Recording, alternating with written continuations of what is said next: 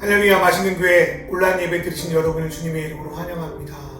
오늘 이 예배를 통해서 하나님이 우리를 사랑해서 그 아들 예수를 이 땅에 보내신 목적이 무엇인지, 그 사랑에 우리가 어떻게 반응하며 진리로 살아가는 삶을 살아야 될지를 알고자 합니다. 여러분, 예배를 통하여서 하나님의 사랑을 깊게 누리고 그 사랑에 반응하는 그 시간 됐으면 좋겠습니다. 이 시간에 주님을 찬양으로 예배하겠습니다.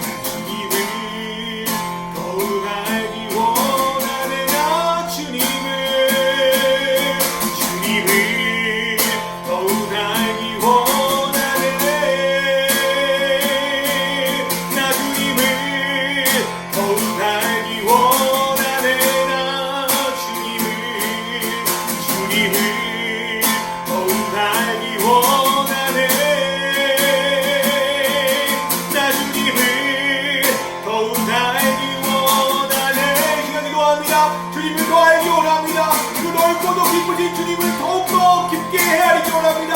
하나님, 나의 생각과 나의 편견으로 주님을 내 멋대로 재단하는 것이 아닌 말씀 외로 나타나신 예수님, 성경에서 말씀하신 예수님, 진정 살아있는 예수님을 고백하며 그분을 알고 그분의 삶을 살아낼 수 있도록 행할 수 있는 우리가 될 수 있도록 주님 인도하여 주시기 시작하겠습니다. 주여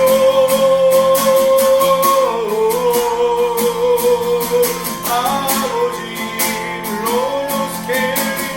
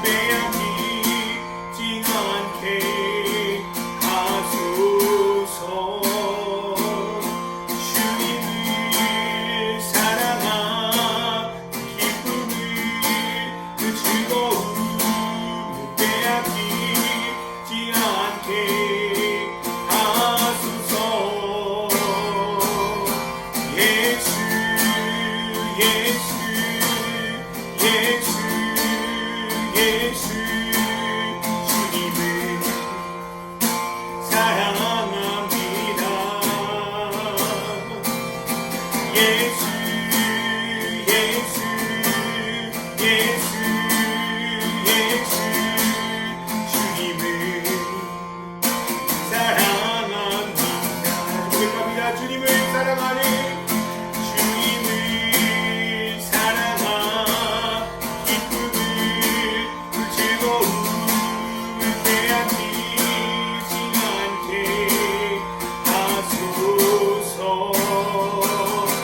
주님을 사랑한 기쁨을 그 즐거움을 빼앗기지 않게 하소서. 예수 예수 예수 예수 예수 주님을 사랑합니다. 예수 예수 예수 예수 주님을 사랑합니다. 호산나 호산나 호산나 어서 오소서. 우리와 호산나 호산나 어서 오소서. 다시 한번 호산나 호산나 호산나 어서 오소서.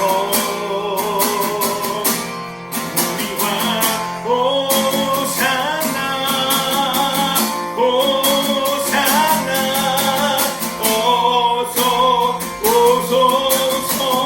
우리 예수를 우리 예수 이름의 능력인데 예수 이름의 치유인데 예수 이름의 권세인데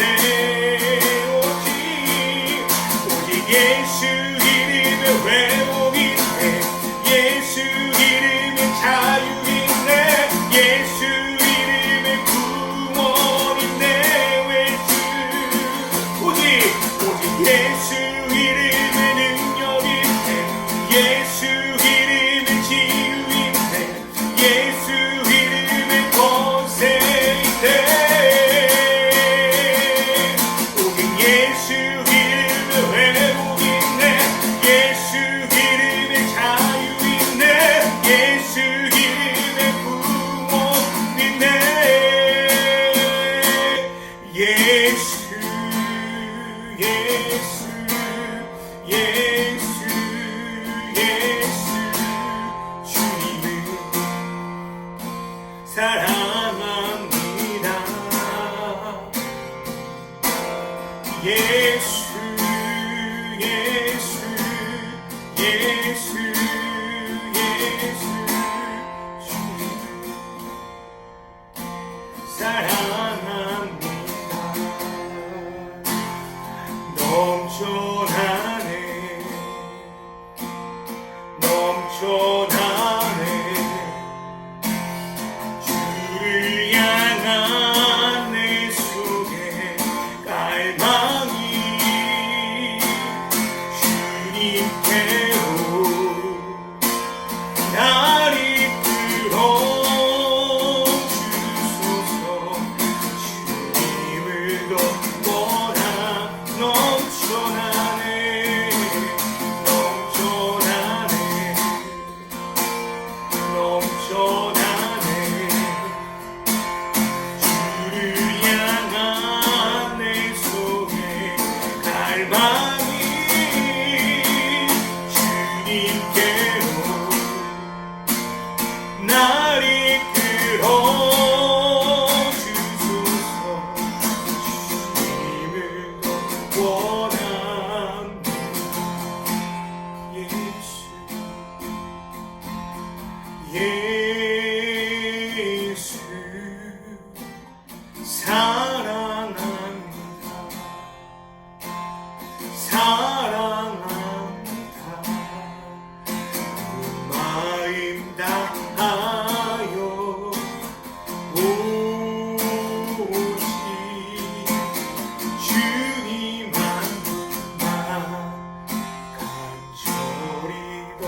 원합니다.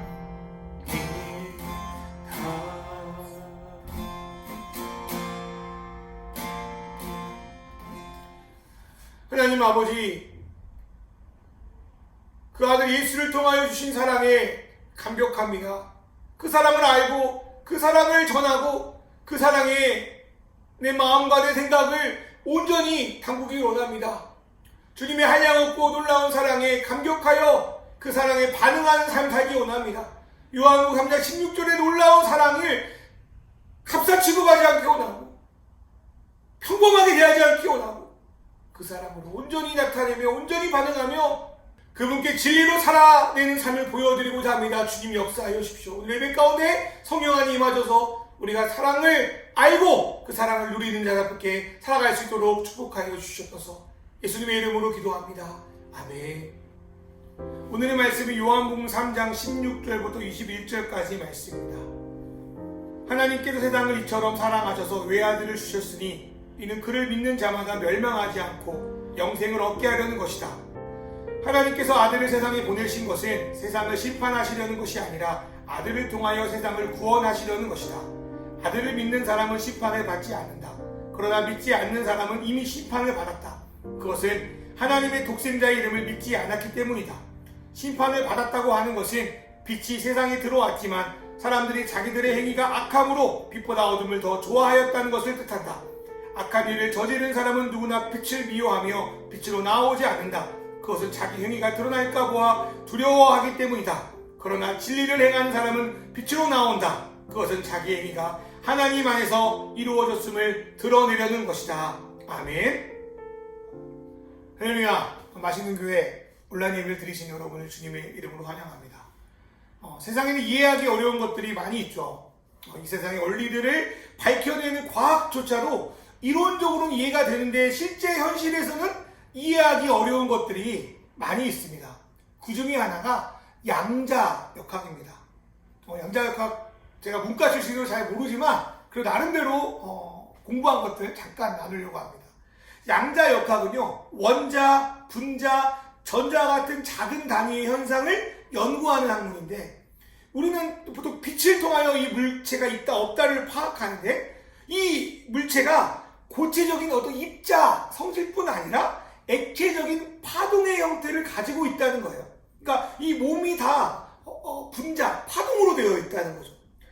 과학자들은 관찰자가 보느냐 또 이렇게 보지 않느냐에 따라서 그 물건의 형태가 성질이 바뀌어진다는 것을 밝혀냅니다. 다시 말해서 우리가 보는 거에 따라서 물질이 영향을 받는 거죠. 왜냐하면 파동이니까요. 제가 말하는 거에 따라 저를 찍고 있는 카메라가 영향을 받는 거고 제가 말하는 걸 듣는 사람이 영향을 받는다. 뭐 이렇게 쉽게 설명할 수 있을 것 같아요.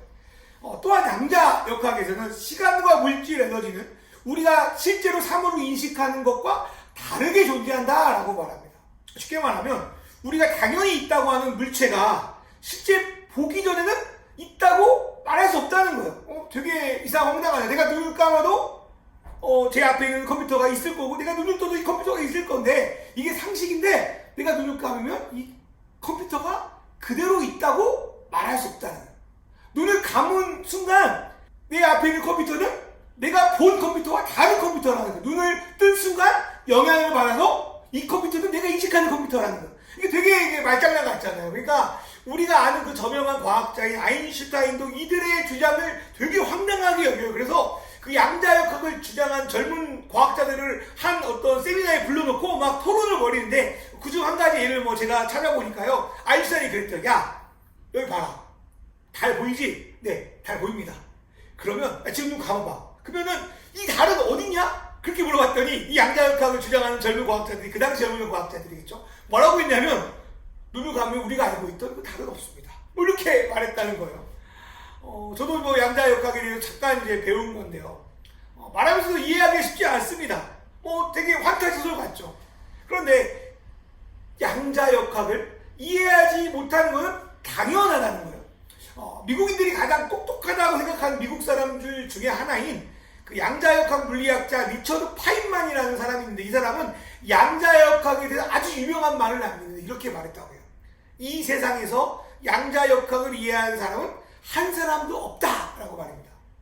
왜 이런 일이 생기냐면요. 과학적으로 수학적으로 문제가 없는데 현실에서 경험하는 것이 뭔가 차이가 있기 때문에 느껴지는 그 괴리감 때문일 거예요.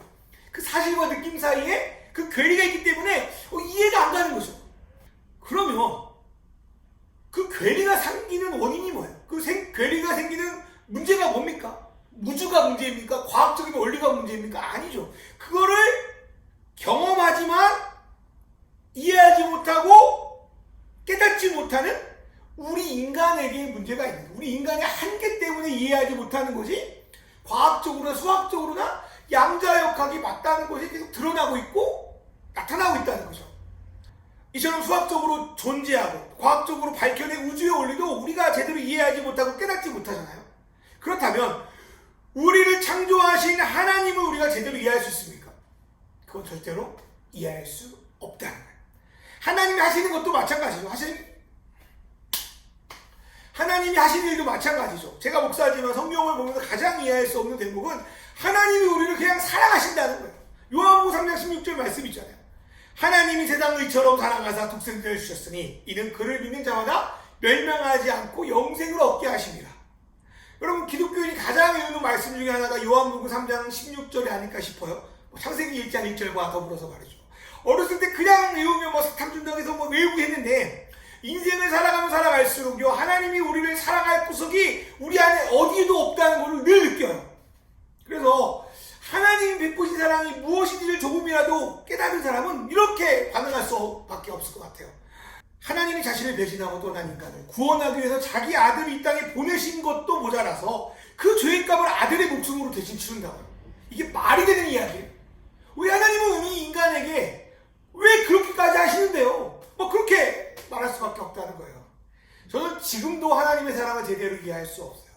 이 일은 논리적으로나 상식적으로 또 이 세상에서 결코 일어날 수 없는 일이기 때문이에요. 그런데 중요한 건 뭐냐면 하나님이 우리를 사랑하기로 결정하셨고 그 일을 아들을 통해 행하셨다는 거예요. 그건 진리라는 거예요. 아무리 우리가 느낌적으로 모르겠어도 하나님이 우리를 사랑하기로 결정하셨고 그 아들을 이 땅에 보내셨다는 것은 사실이고 진리라는 겁니다. 저는 이번 설교를 준비하면서 하나님의 사랑의 특징이 무엇인지 한번 생각해 봤어요. 첫 번째로 하나님이 우리를 사랑하는 것은 이성적인 것이 아니라 매우 감정적입니다. 이성적이시라면 죄 많은 우리를 정의롭게 심판하는 게 마땅하고 일일이 너 이거 죄 지었어 이거 죄 지었어라고 아주 냉철하게 판단하는 것이 맞아요. 근데 우리를 사랑하시는 그 사랑의 감정이 그 심판을 유보하게 만드셨어요.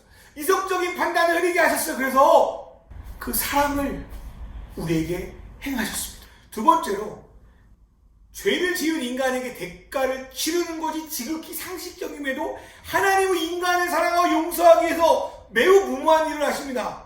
인간을 사랑하기 위해서 귀하긴 귀한 자기 아들 인간의 몸으로 태어나요. 그것도 신분 높은 그런 집안도 아니고요. 나사렛 촌동네 처녀에게 낳게 해요. 그리고 이 세상을 살아가면서 온갖 고생을 시키시죠. 여러분, 되게 하나님 무모해 보이지 않습니까? 우리를 살리시려고 그 아들 예수를 보내시는 것 자체가 매우 무모한 일입니다. 세 번째로 하나님은 결국 그 아들 예수를 평생 동안 고난 속에 머물게 하시던 결국 십자가 위에서 죽게 하십니다. 허용하시는 거죠. 그만큼 하나님의 사랑은 희생적이십니다. 이처럼 하나님은 아들 예수를 통하여 우리를 향한 하나님의 사랑이 얼마나 감정적이고 무모하고 희생적인지를 우리에게 분명히 보여주셨습니다. 그의 아들 예수님은 하나님이 말로만 우리를 사랑한다고 하는 것이 아니라 실제 우리를 어떻게 사랑하신지를 보여주셨습니다. 요한복음 3장 17절 세 번역을 읽어볼까요? 하나님은 세상을 심판하시려고 아들을 보내신 것이 아니라 그를 통하여 세상을 구원하시려고 보내셨다. 아멘. 여러분, 그래서 기독교는요, 하나님의 사랑은 오로지 아들 예수를 통하여 알 수 있고 볼 수 있고 아들 예수를 통하여 보이신 사랑을 우리가 받아들일 때만 하나님이 주시기로 한 구원의 선물, 영생의 선물을 우리가 받을 수 있다라고 말합니다.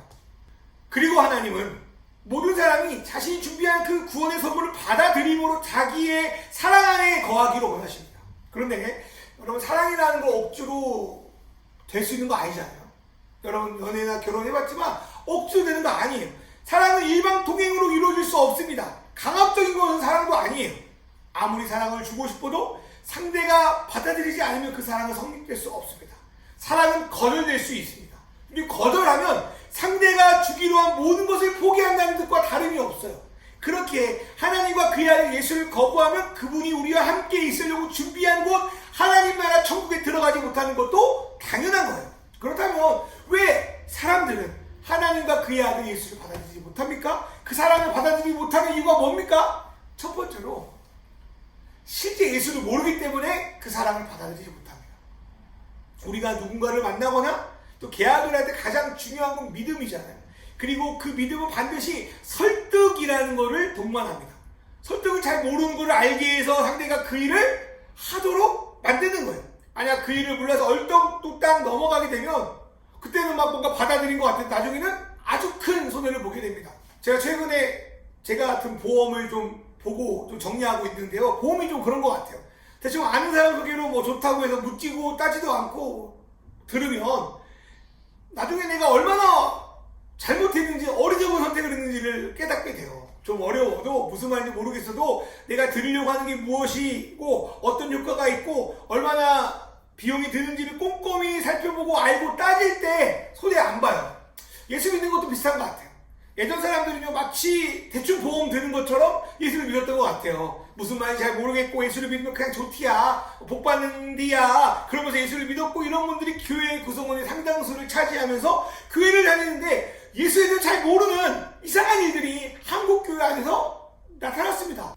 규모는 커졌지만 실제로 예수를 잘 모르니까요 기형적인 공동체, 기형적인 조직이 되는 거죠. 만약 이렇게 예수를 잘 모르고 신앙생활 했다가 마지막 날에 주님 앞에 가가지고 우리를 보고 난 너를 도저히 모르겠다 그러면 여러분 어쩌려고 그러십니까? 예수님이 이 땅에 왜 오셨는지, 사람들 어떻게 대하셨는지, 어떤 삶을 추구하다가 십자가에 매달리셨는지, 무엇을 원하는지를 제대로 알면 우리의 삶은 지금보다 훨씬 달라질 거라고 저는 믿어요. 예수가 우리에게 따르라고 한 삶은 잘 먹고 권력을 쟁취하고 수양찬란한 건물을 짓는 거 그런 거 아니고요. 십자가를 지는 삶이에요. 그리고 예수를 온전히 알 때만이 그리스도인들은 성장할 수 있다고 말해요. 예수를 잘 모르면 세상 사람들과 똑같이 세상 사람보다 더 형편없는 삶을 살 수밖에 없습니다. 또한 우리는 교회 아니든지 교회 바뀌든지 예수가 진정 어떤 분인지를 제대로 알려야 합니다. 교회 안에서도 예수를 믿는다고 하지만 실제로 모르는 자들이 질비해요. 그래서 교회 안에서도 예수가 누구인지 알려야 돼요. 교회 밖에서는 예수의 모습을 제대로 드러내지 못하는 저와 여러분 때문에 더 이상 사람들이 들어오지 못하고 있잖아요. 교회 안으로 들어오지 못하면 여러분 어떻게 해야 됩니까? 예수님이 이 땅으로 성육신하신 것처럼 우리도 그들의 모습과 언어로 예수의 모습을 알려줘야 돼요. 그게 요즘에 말하고 있는 선교적 교회가 그런 거고요. 저도 또 저희가 꿈꾸는 교회도 그런 교회를 목표로 하고 있습니다. 어쨌든 이렇게 예수가 누구인지 제대로 알고 알릴 때 다시금 예수의 제자들이 우리 주변에 나타날 거라고 저는 믿습니다. 실제 예수가 누구인지, 나에게 있어서 예수가 도대체 무슨 상관인지를 모르면 어떻게 예수를 받아들이겠습니까? 사랑하는 여러분, 예수를 알아가셔야 되고요. 예수를 알아가기 위해서 필요한 것이 무엇인지를 배우셔야 돼요. 여러분이 신앙생활을 오래 했다고 가지고 있는 여러분의 신앙에 대한 선이해, 편견 내려놓고 주님 말씀 앞에 겸손하게 1대1로 나아갈 때 진짜 예수가 누구인지 알 수 있어요. 목사님 말씀에 예전에 들었던 거 그것만 사로잡혀 있으면요 목사님 말씀을 듣지 말라는 게 아니고요. 여러분 스스로 성경에 뭐라고 써있는지 상고하고 고민하고 나아갈 때 진짜 하나님이 나에게 뭘 말씀하시는구나, 진짜 하나님이 나에게 뭘 원하시는구나, 진짜 예수님이 어떤 모습인구나를 우리는 조금씩 더 명확하게 알아갈 수 있다는 거예요. 여러분, 양자역하게 경험되지 않는다고 사실이 아니라고 할 수 없는 것처럼 주의 말씀이 나의 현실과 나의 삶과 조금 다른 모습이라도 그분을 알아가고 그분의 삶을 우리가 살려고 노력할 때, 성령의 의지를 하며 나아갈 때 우리는 그분의 사랑을 알고 그 사랑으로 살아갈 수 있다는 거예요. 두 번째로, 우리가 예수님의 사랑을 제대로 받아들이지 못하는 것은 예수보다 더 사랑하는 것, 다른 말로 세상을 더 사랑하기 때문입니다. 예수에 대해서 몰랐다면 알면 되고요, 제대로 몰랐다면 확실하게 분별하여 더 잘 알면 돼요. 그럼 성장하면 돼요. 근데 문제는 뭐냐면 예수에 대해서 알게 되어도 받아들이지 않는 경우들이 있다는 거예요. 그중 하나가 예수보다, 하나님보다 세상을 더 사랑했습니다. 바울 사도는요, 그의 제자 중 하나가 마지막에 어떻게 되었는지를 디모데후서에 기록하고 있어요. 그는 본래 예수 안에 있던 자였고 바울이 동역자라고 인정했던 사람이었어요. 그러나 그는 결국 성경에 보니까 세상을 더 사랑해서 바울을 버리고 또 복음을 버리고 데살로니가 지역으로 떠났다라고 말합니다. 대만은요, 예수님이 누구인지 복음이 무엇인지 모르는 사람이 결코 아니었어요. 그럼에도 대만은 복음을 떠났어요. 왜 떠났을까요? 그의 삶의 우선순위가 바뀌었기 때문에. 예수를 사랑하는 것 같지만 예수보다 더 좋은 것들이 있다는 것, 그걸 쫓아간다는 것, 예수를 사랑하는 것이 아니에요. 또한 요한 복음에 보면 빛보다 어둠을 사랑하는 사람들이 많이 나오잖아요. 이 사람들이요, 아예 신앙이 없는 불신자들이 아니에요. 이방인들이 아니에요. 그 당시 신앙이 깊다고 하나님을 사랑한다고 평가받았던 바리새인들이나 예루살렘 중심에 있었던 유대인 지도자들이나 유대인 그룹들을 말하는 거예요. 그런 면에서 우리가 정말 무엇을 더 사랑하느냐 질문은 예수 안 믿는 사람에게 하는 것이 아니라 바로 예수를 믿는다고 하는 저와 여러분에게 냉철하게 해야 될 질문이고요. 우리가 늘 점검해야 되는 제목이기도 합니다. 실제 많은 사람들이 하나님을 사랑한다고 하지만 자신의 욕망과 유익을 위해서 살아갈 때가 많습니다. 어쩌면 자신의 욕망을 하나님과 동일시해가지고 남들을 속이고 자신마저 속이는 일들이 얼마나 많은지 몰라요. 그런 사람들은 예수를 버린 유다나 바울을 버린 데마나 미안하지만 별로 다를 게 없어요. 그리고 솔직히 저 역시 그런 삶을 살아갈까봐 두려울 때가 있어요. 그러니 여러분, 정말 예수님이 누구인지를 알고 그런 예수님을 내가 사랑하고 있는지, 정말 사랑하고 있는지, 우선순위 살아가고 있는지를 점검하시길 주의로 축원합니다. 세 번째로, 예수를 알고도 사랑하지 못하는 이유는 내 연약한, 내 잘못된, 내 거짓된 실체가 드러날까봐 무섭기 때문이에요. 사람마다 자신이 잘못했다고 막 인정하고 싶은 사람 없을 거예요. 어떻게든 내 생각과 내 논리가 맞고 주장하고 어떻게든 디펜스하고 싶은 것이 우리 진짜 속마음이에요. 저도 마찬가지죠. 저도 아내하고의 어떤 일들 속에서 아내가 맞고 제가 틀렸어도 어떻게든 내가 맞다고 우기고 싶을 때가 많고 그런 잘못을 저지를 때가 많아요. 예수를 믿는다는 건요, 또 그분의 사랑을 받아들인다는 건요, 이제까지 자신이 추구하고 주장하며 살았던 것을 가감하게 아니라고 내려놓는 것을 말해요. 과학자로 말하면 자신이 이제까지 평생 연구해온 학문이 알고 보니 틀렸다는 걸 인정하는 거, 여러분 그거 쉬운 것 같아요. 너무 어려워요. 사람들에게요, 저를 포함한 사람들에게 이건 매우 어려운 일입니다. 부모가 자녀에게, 상관이 부하에게, 목사가 성도에게 내가 가르치기 잘못됐다고 인정하는 거 결코 쉽지 않습니다. 여러분 왜 어려운 줄 아십니까? 내가 잘못을 인정하면 상대가 나를 무시할 거라 생각하기 때문이에요. 자신의 존재가 깎아내려지는 게 너무나도 무서워서 그 사실을 은폐하고 어쩌면 협박하고 때로 그걸 알고 있는 사람을 막 매장시켜 죽이려고 하는 거예요. 또한 사람들은요, 옳고 그름을 떠나서 다른 사람이 자신의 잘못을 지적하면 분노가 치밀어 오르요. 저도 막 분노가 치밀어 오르군요, 그럴 때. 여러분, 그 분노가 치밀어 오르는 건 가인 때부터 그랬어요. 가인도 아벨의 제사가 맞고 너무 틀렸다 그러니까 분노해서 결국 아벨을 죽이잖아요. 마찬가지로 요즘에 많은 사람들이요, 잘잘못보다 자기의 잘못을 드러내게 한다고 해서 직접적이든 간접적이든 자기의 잘못을 드러낸다고 해서 그 사람을 분노로 대하고요, 그 사람을 치게 됩니다. 그런 사람들이요, 예수님 시대도 있었어요. 예수님 말씀에 감동하고 감사하는 사람이 있었던 반면에 예수님과 사도의 말씀에 분을 내어 죽이려고 했던, 돌을 치려고 했던 사람들이 많이 있었다는 거예요. 그래서 예수도 죽이고 또 예수의 제자들도 죽였다는 거예요. 그리고 이러한 현상은 오늘날 삶 속에서도 동일하게 나타납니다. 예를 들어 여러분이 누군가에게 잘못한 걸 알고 그 사람을 너무 사랑하는 마음으로 진심으로 그 사람을 위해서 그 잘못들을 이야기했다고 합시다. 그러면 알려줬다고 너무 감사하다고 하는 사람이 많을까? 아니면 왜 나에게 그런 이야기를 하냐고, 나는 왜 그런 사람 취급하냐고 막 화를 내고 오히려 역으로 여러분을 공격하는 사람이 많을까요? 전자가 많아서 그렇지만 제가 보니까요, 후자가 더 많아요. 자기의 잘못을 드러내면요, 그 이유가 무엇이든 간에 화를 내고요, 오히려 그 사람을 공격합니다. 신앙도 그런 것 같아요. 그동안 잘못 신앙생활한 것들을 누군가를 통해 들으면 그렇구나, 내가 이제까지 잘못 신앙생활했구나 돌이키기보다요, 그럼 이제까지 내가 한 건 뭐야, 내가 믿는 건 뭔데, 그러면서 오히려 인정하지 않고 말해주는 사람을 공격하고 이상한 사람 취급할 때가 많아요. 이런 사람은 진정으로 미안하지만 예수를, 또 예수님의 사랑을 받아들이지 못한 사람입니다. 우리는 예수 그리스도 앞에 모두 죄인임을 인정하는 사람이에요. 죄인은 하나님의 사랑이 아니고는 우리가 살아갈 수 없는 존재라는 걸 고백하는 사람이에요. 여러분, 죄인은요, 그래서 자존심이 없어요. 내가 드러난다고 해도 막 열받거나 분노하거나 그런 게 아니에요. 내가 죄인이구나, 나는 정말 누군가에게도 욕먹어도 싼 죄인이구나. 여러분, 그게 죄인의 자세 아니에요?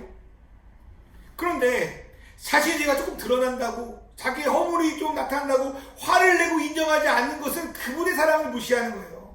여전히 속은 썩어나는데도 겉으로 행세하고 싶은 사람들이에요. 이러한 자들은 진정 예수의 사랑을 받아들이지 못하는 사람들이에요. 저도 그런 것 같아요.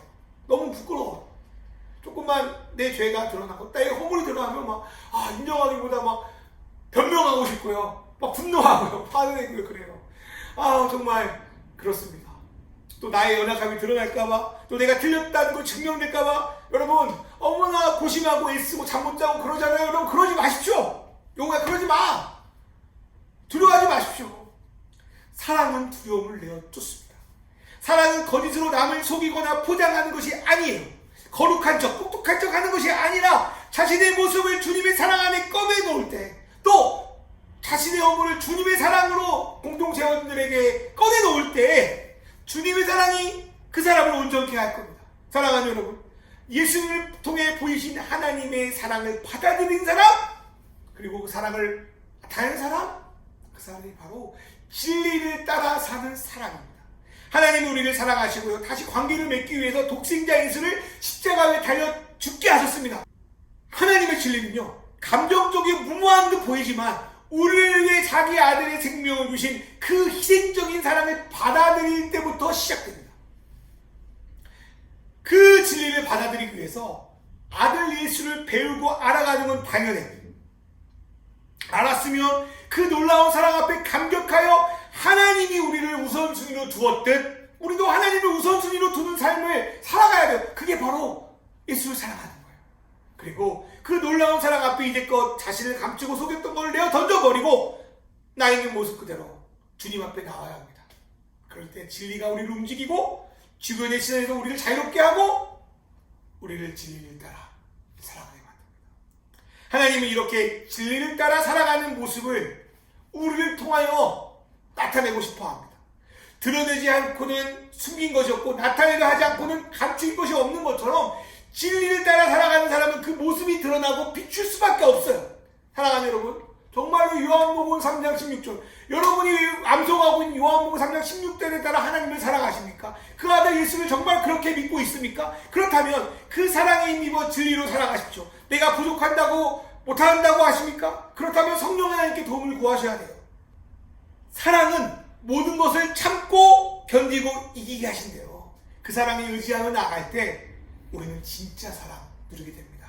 사랑은 일방적으로 할 수 있어요. 뭐 짝사랑이라고 하죠. 그런데 그 사랑을 우리가 받아들일 때요, 우리는 그 사랑에 반응하는 삶을 살아가요. 그래서 사랑은 상대적인 거예요. 쌍방이라는 거예요.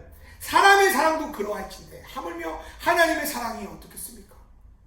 하나님의 사랑을 우리가 받아들이고요, 그 사랑을 받아들였다면 그 사랑을 반응하고 그 사랑으로 살아내야 된다는 겁니다. 그런 저와 여러분 되기를 주의 이름으로 축원합니다. 이 시간 기도하겠습니다. 오랜 신앙생활한 것 가지고 예수를 안다고 착각하기보다 겸손히 성령 앞에 나아가 사랑하는 예수님이 누구인지, 그분이 주신 복음이 무엇인지를 알아가는 삶을 살아가게 하소서. 우리에게 생명을 주신 사랑의 예수님을 기억하며 세상 그 무엇보다 예수를 우선순위로 사랑하게 하시며 그 사랑을 위해 나의 소중한 것을 내려놓는 삶을 살아가게 하소서. 나의 거짓과 연약함을 감추며 괜찮은 척 살아가는 삶이 아니라 주님의 사랑 앞에 나의 모습을 내려놓고 진리를 따르며 살아가게 하소서. 이 시간 주신 말씀 기억하며 같이 기도하겠습니다.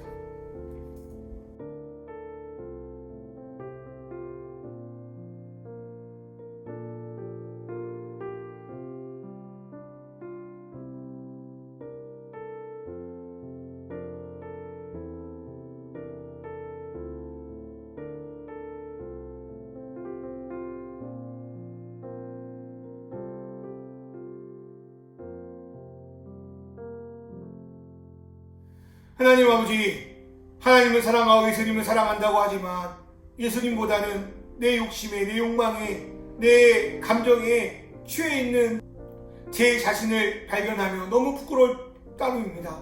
하나님 아버지, 하나님이 세상을 사랑하사 독생자 예수를 주셨다는 의미가 무엇인지 제대로 알기 원합니다. 예수를 더 알기 원합니다.